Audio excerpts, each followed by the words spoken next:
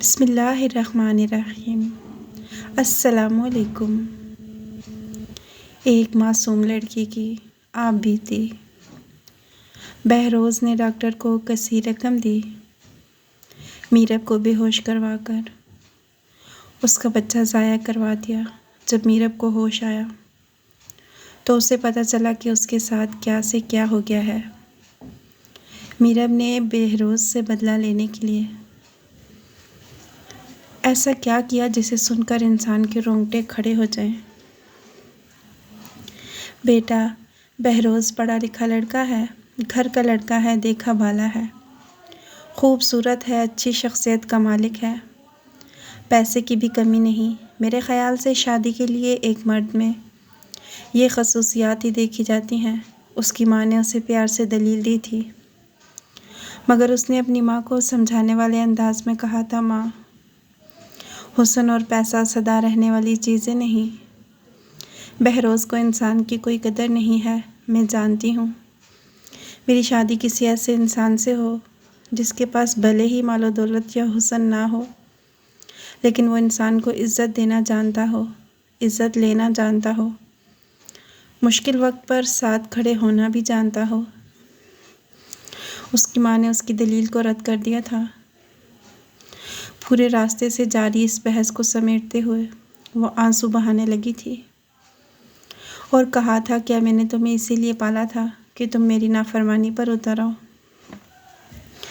मुझे समझाने लगो, मुझे माँ मानने की बजाय मेरी माँ बनने लगो। माँ के बहते आंसुओं के सामने उसने हथियार डाल दिए थे और बजाय बद्दुआएं लेने की उसने कहा था, माँ, मैं आपकी रज़ा में राज़ी हूँ। जो आप फैसला करते मुझे मंजूर होगा। बहरोज़ के वालिदैन ने उसकी ज़िद के सामने घुटने टेक दिए थे। आज वो बहरोज़ के लिए मीरब का रिश्ता मांगने उसके वालिदैन के पास उसके घर आए थे। यहाँ सारी बात पहले से तय हो चुकी थी, फ़कत मंगनी की रस्म अदा की गई। बहरोज़ आज बहुत खुश था क्योंकि उसने अपनी मोहब्बत को पा लिया था।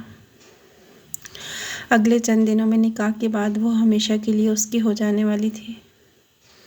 इसी खुशी में आज वो अपने दोस्तों को पार्टी दे रहा था और दोस्त उसको मुख्तलिफ़ मशवरों से नवाज रहे थे। जब से तुम्हारी मंगनी हुई है तुम बहुत ज़्यादा मुरझा गई हो, मीरब की माँ ने उससे पूछा था। आखिर कब वो माँ थी अपनी बेटी के चेहरे पर आई परेशानी को भांप सकती थी। बेटी की उदासी उसे गमगीन कर देती थी।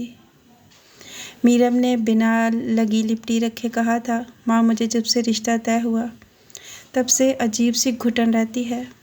मुझे लगता है ये जो रईस सादे होते हैं उनके लिए रिश्ते नहीं अहम होते। वो फ़कत अपने जज्बात को मोहब्बत का नाम देकर किसी को अपना लेते हैं और फिर जल्द ही उससे उकता जाने पर उसे छोड़ देते हैं। उसकी माँ ने उसे तसल्ली दी थी और समझाया था कि बहरोज़ ऐसा नहीं। तुम्हें नहीं पता उसने कितनी मिन्नतों और वास्तों से तुम्हें मांगा है। वो कभी तुम्हारी बेकदरी नहीं करेगा।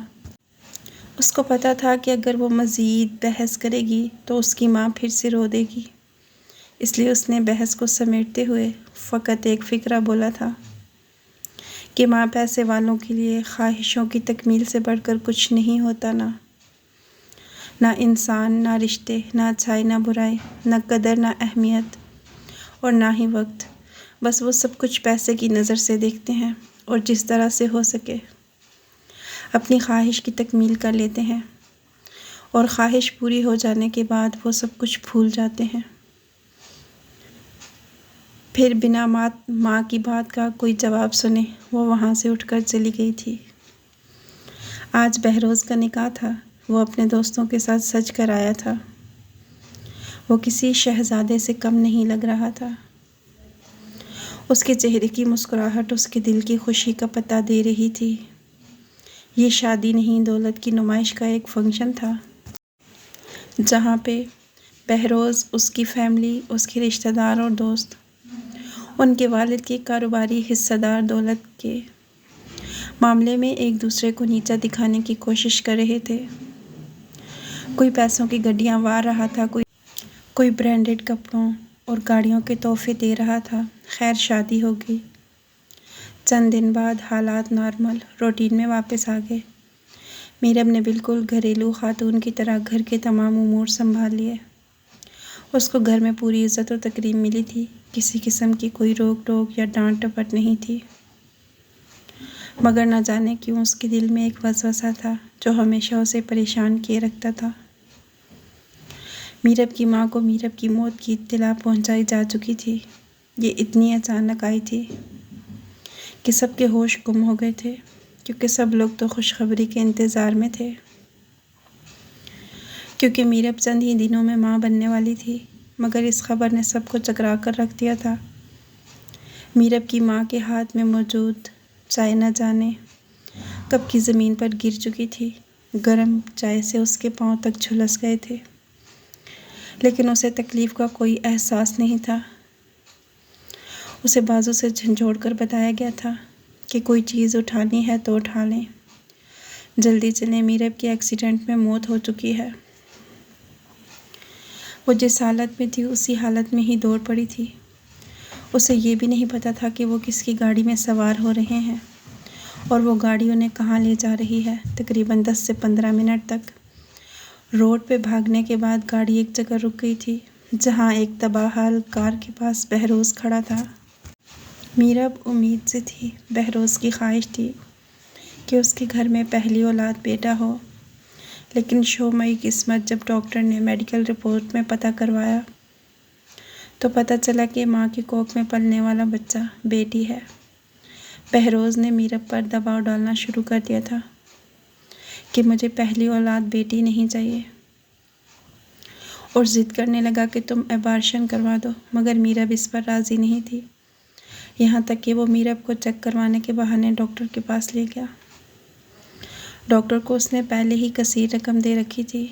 डॉक्टर ने मीरब को बेहोश किया और एबॉर्शन कर दिया। होश में आने के बाद जब मीरब को पता चला कि उसके साथ कितना बड़ा सानहा बीत चुका है, तो वह पागलों की तरह रोने लगी थी। उसकी आंखों से बहने वाले आंसू सरसब्ज शादाब पहाड़ों में बहने वाली आबशारों की तरह खूबसूरत लग रहे थे, मगर आबशारें रूह को ताजगी बख्शती हैं। न जाने क्यों ये आंसू देखकर बहरोज़ की रूह कर्ब में मुब्तला हो रही थी। बहरोज़ ने अपनी उंगलियों के पोरों से वो आंसू साफ़ करने चाहे थे, लेकिन मीरब ने रुख फेर लिया। डॉक्टर ने इनको फारिग कर दिया था। बहरोज़ मीरब को लेकर अस्पताल से निकलकर पार्किंग की तरफ बढ़ रहा था। मीरब उसे बद्दुआएं देते हुए कह रही थी, खुदा करे तुम्हें कभी मेरे वतन से औलाद नसीब ना हो। बहरोज़ चुपचाप ये बातें सुन रहा था।